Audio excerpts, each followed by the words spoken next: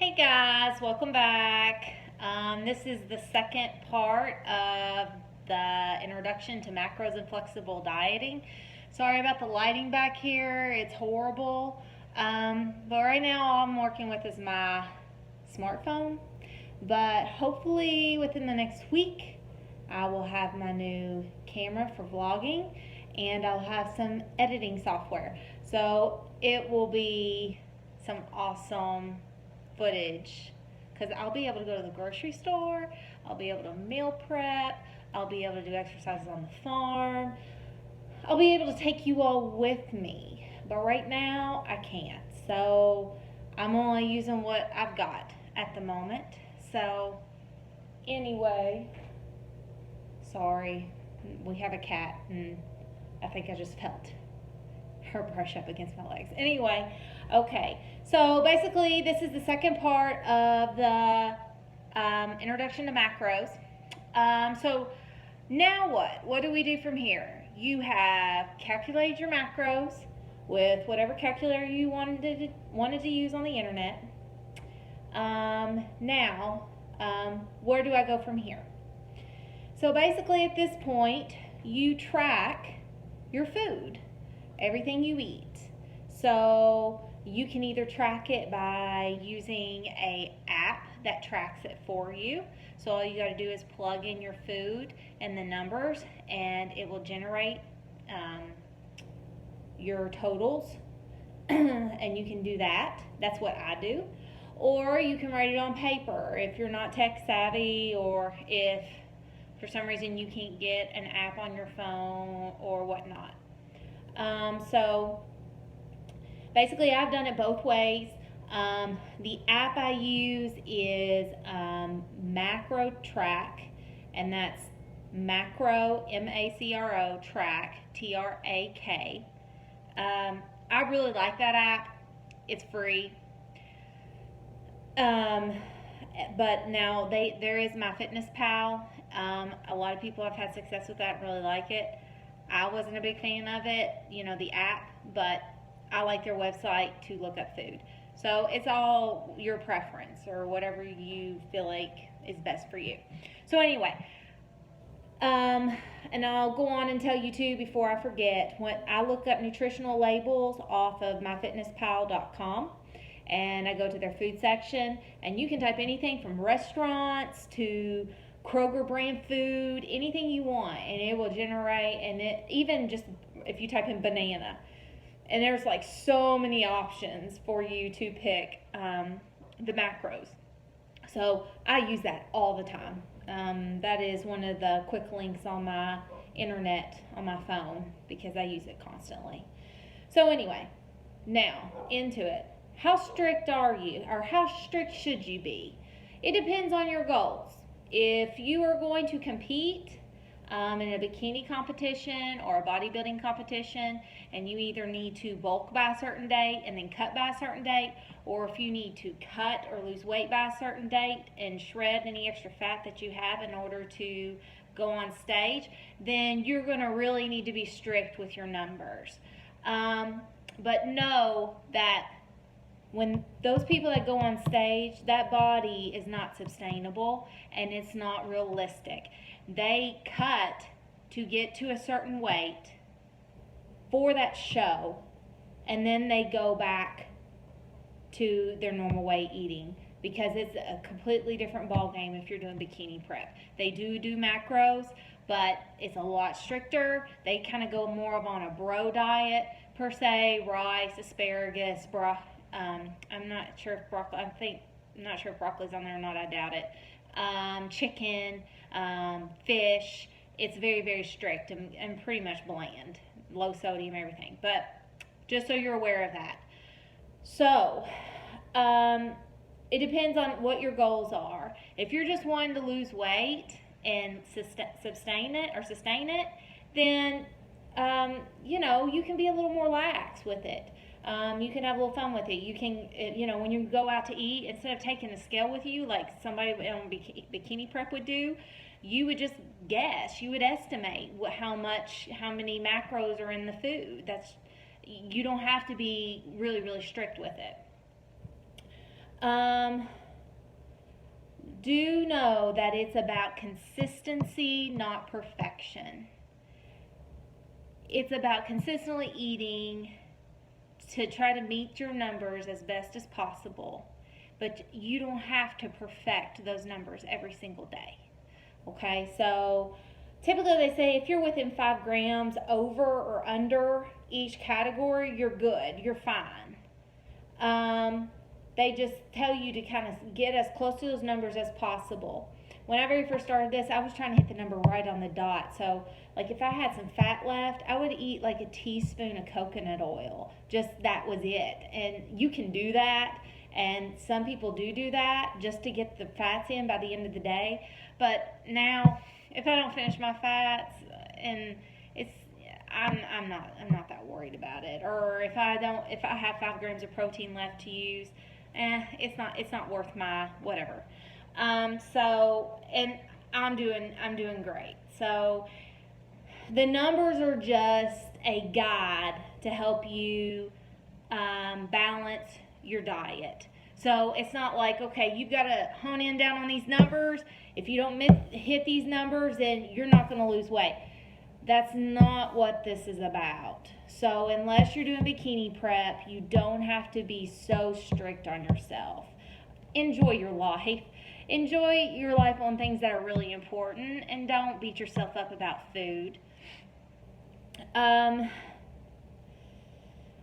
Macros, think of macros almost like a budget. Think of like a banking account, okay? You can eat anything. There is nothing off the table at all, okay? But you're allotted a budget, all right? So you can use what you want with that budget, but once that budget is taken up for the day, that's it. So it drives me crazy when I hear people say, oh, I had cookies, that's bad. Why is it bad? There's nothing wrong with cookies. There's nothing wrong with pasta. There's nothing wrong with ice cream. There's nothing wrong, if you want some fried chicken, there's nothing wrong with that. There is no such thing as a bad food. There is such a thing as a macro-dense food. But there is no such thing as a bad food, because a bad food, it's like almost like a punishment to yourself. And you should not be punishing yourself. You should not be restricting yourself. It's okay to have those things. And I don't even like to say cheats or cheat meals or whatever, because that's saying that you're being bad. And that's not what this is about. Okay? So enjoy your life. Eat food. There's no reason to beat yourself up because you want a cookie. It's normal. I eat sweets every day. I eat chips a lot. It's not a big deal. You just put it in your macros, and then you don't have to worry about anything, and you don't feel guilty, because a fat's a fat, a carb is a carb, and a protein is a protein. So regardless of where you get it from, if you got it from a salad or if you got it from a bag of potato chips, it's the same thing. Yes, I know what people are going to say. Well, a salad has a lot of micronutrients in it, and you can't tell me that potato chips are just as healthy as a salad. Okay, I get you. Yes, you are right. There is micronutrients in those things, in the salads, vegetables, whatever. Yes, you should try to eat your vegetables, but if a cookie every day is going to keep you on track, and it's going to keep you from indulging in a whole package of elf fudge, that cookie's good for you, because that cookie's keeping you on track. So if you've got to add something in your day, if you need a Snickers bar every day, you get you a daggone Snickers bar, count it in your macros, and you're good to go. Nothing to worry about. That's the beauty of this, is because you don't feel deprived, and you will probably notice that you won't feel like you need cheat meals. I have been on this diet, 12 weeks now, I'm assuming. 3 months, okay? I've dropped 26 pounds. I've built a lot of muscle. I have yet to have a cheat meal. And I don't need it. I don't crave anything. I don't feel like I need anything because I eat what I want when I crave it. If I crave something, by golly, I go get it. And that keeps me on track. Think about it. When you're told you can't have something, doesn't it make you want it a little bit more? When you can have it and nothing's off the table, does it seem that enticing to you anymore? No. That's why a lot of diets don't stick, is because you can't have carbs. You can't have sweets. You can't have this. You can't have that. You can't have Diet Coke. I drink Diet Coke every day. I drink my water too, but I have Diet Coke. I need caffeine. This girl's got 4 kids to take care of. I'm working a full-time job. I go to the gym at like 4:30 in the morning. This girl needs caffeine. So it's okay. It's okay. So anyway, stop beating yourself up. You need to ask yourself, when you start a diet, can I do this for 12 weeks? Can I do this for 6 months? Can I do this for a year? Okay? If you sit down and think about it, a lot of diets, are you going to be able to stick with it for that long? I mean, are you going to be able to not eat carbs for a year? Your body needs carbs. After a while, your brain becomes foggy-headed. You're not able to function. You become irritable. And then, if your body burns up all of its carbs and you're not eating enough carbs, then it's going to start eating your muscle. So, is that practical to do the rest of your life? Because you've got to think, when you diet and you lose the weight you want to lose, what are you going to do from there? Because at that point, you got to maintain it. So that means you got to continue with whatever you're doing. And that's the beauty of this. You're not restricted, and you can have a normal life. You can eat normal food. When you go out to eat, you can eat food that everybody else eats. It's not restricted to you, okay? You need to make sure to find, the key to this too is to find your go-to foods. I have some go-to foods, and I went on to the grocery store and I bought my go-to foods because I guarantee you, I tell you, and a lot of people around my hometown are going to be going and getting my go-to foods, which is all good. It's all good. I love you guys, but I went on and got mine. So there's plenty there still, but I made sure I was covered because I have to have my go-to foods. Your go-to foods, and I'm actually going to do a video on my go-to foods, but a couple that I use is the Power Crunch Bar. They're higher in fat and higher in protein, lower in carb. That's a good one to have if you're low on your fats and low on your proteins, but you've spent a lot of your carbs. The Power Crunch Bar, all their flavors are good. I like them all. You can get that at Walmart or Kroger. I'm sure you can get it anywhere else, but just in my hometown, I know that's where you can get it. Also, the Complete Cookie. I love all their flavors. I mean, I've tried them, pretty much all of them. Those are good to have. They are higher in carb, but they're moderate in fat, and they are high in protein. And then I get packets of tuna that are flavored. Those are good to have because they're very high in protein, very low in fat, and very minimal in carbs. And then also my Quest potato chips. They're like 4 grams of carbs for a bag of potato chips, and they got different flavors. And they're like 20 grams of protein. So those are my go-tos. I've got several more, but those I was just going to hit on those real quick. So find your go-to foods and stick with them if you enjoy them. But those will and keep a bag with you. Keep some food with you when you're on the go running around. That way, if you're starting to get hungry, you can grab one of your go-to foods. And you know, because you'll notice you'll start you'll be hungry more often. So basically, cheat meals. I really don't use cheat meals. I've already touched on this. You probably will find that you won't need really any cheat meals, and don't call them cheats. Just say it's an untracked meal. Basically, that means you're just not tracking it, and then you're getting back on the bandwagon the next day. You cannot gain a pound in a day. It's impossible. It takes 3,500 calories to gain an actual pound. Okay, so, but you also got to think you have your that 3,500 calories you would have to consume on top of your TDEE, which is your maintenance, your total daily expenditure intake. Okay, so you have to be above your so let's say an average person for their maintenance calories would be 2,000 calories. So you would have to eat your 2,000 calories and then 3,500 calories on top of that to possibly gain a pound. Okay, if you've ever watched people do the 10,000 calorie challenge, where they eat 10,000 calories in a day, typically those people come out gaining like 1 pound of fat. Now you might gain some water weight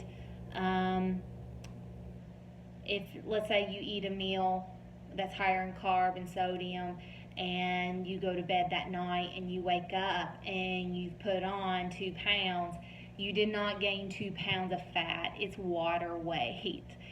You're going to retain sodium. Carbohydrates are just, they absorb fluid, absorb water. So if you eat something higher in carbs, you're bound to bloat, but you just need to drink plenty of water, and so it flush it out. The best way, and diuretics isn't the way, if that's what you do, if you self-treat yourself with diuretics, the best way is just to flush it out, push it out with water. Water pushes out water. So if you have an untracked meal and you wake up the next morning, you put on 2 or 3 pounds, don't be like, oh, I'm done, I blew this, I'm gonna eat me a container of cookies. Don't do that. It's okay. You cannot gain a pound or 2 in a day. It's water weight, and it'll probably be gone by the end of the day, the next day.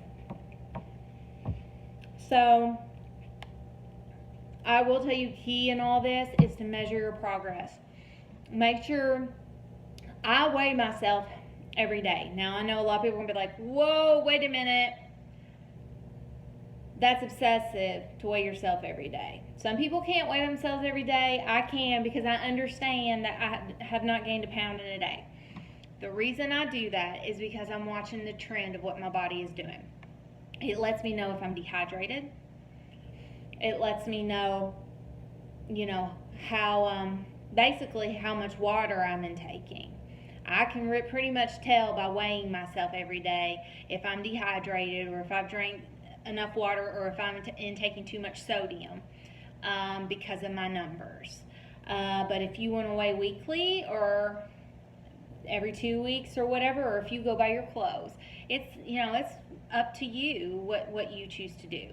But make sure you're measuring your progress in some way, shape, or form, so you do know that you are making progress, because there's going to be times you're going to be like, man, I feel like you're going to have low days. I have low days. But this will keep you on track and keep you motivated. Another way is to progress photos. Yeah, I know that may be vain, but I do it. It's good. It's good to see the changes in your body. Those progress photos, if you compare them weekly, I do photos weekly, because I'm not kidding you. I am changing weekly, and it is crazy. Like, I have to buy new size pants like every 3 weeks. Like, it's ridiculous. It's crazy how my body is changing. Now, yes, I am lifting weights, and yes, I am exercising, and I suggest everybody do that, because you're going to see progress a lot quicker, and you don't want to lose muscle. Because if you're not lifting or exercising in some way, shape, or form, you're going to lose some muscle mass, and that will be some of your weight loss. So, it's good to try to get, if you're not much into exercising, at least get out and walk or do something active to get your body moving. Another way is to do measurements. This is big. This is big for me. I do measurements every week, and it is crazy how much weight I'm losing around my body. I measure both of my arms. I measure both of my thighs. I measure at my bicep area. I measure my waist right at my belly button with a cloth tape measure. I measure my hips, and then I measure my buttocks area. Then I measure both of my thighs. I also put my weight in the top corner with the date on the piece of paper, and I keep track of that every week. It is amazing. It is crazy how much weight and how much inches you lose. That will keep you motivated. When you eat out, what has helped me with eating out is when I go eat, I kind of know in advance where we're going to go eat, and I'll kind of look at the menu online. That will give me an idea of what's on the menu. That way I can go in and kind of decide kind of what I think I want, depending on my numbers, if I'm wanting to track it. If you're not wanting to track it, then it's not that big of a deal. But if you want to track it, that's what I do. Also remember, when you do go out to eat, people don't care in the kitchen if your food is cooked the way it's supposed to be cooked. So you might get some extra oil in your food or what have you. So just keep that, be aware of that. I get my dressing on the side. Stuff like that will help you be able to control what's going in your food. So anyway, I hope this helps. We're going to have some really cool videos coming up. So please stick with me and watch. I'm not doing this to become a big YouTuber. I am doing this because I have a passion for this. I love this, and I want to help people. So if I can help somebody just through knowledge is power. That's what Jen Heward says, and if you don't know who she is, you need to look her up. She is a wonderful about health and nutrition and fitness. She's wonderful, and she is a YouTuber. Her name is Jen Heward. But knowledge is power. So I just want to share that with you guys. So anyway, thank you guys for watching, and within a week or so, we'll be doing some more fun, cool things because I'll have my new camera. So thanks, guys. Push the like button, and I will talk to you guys later.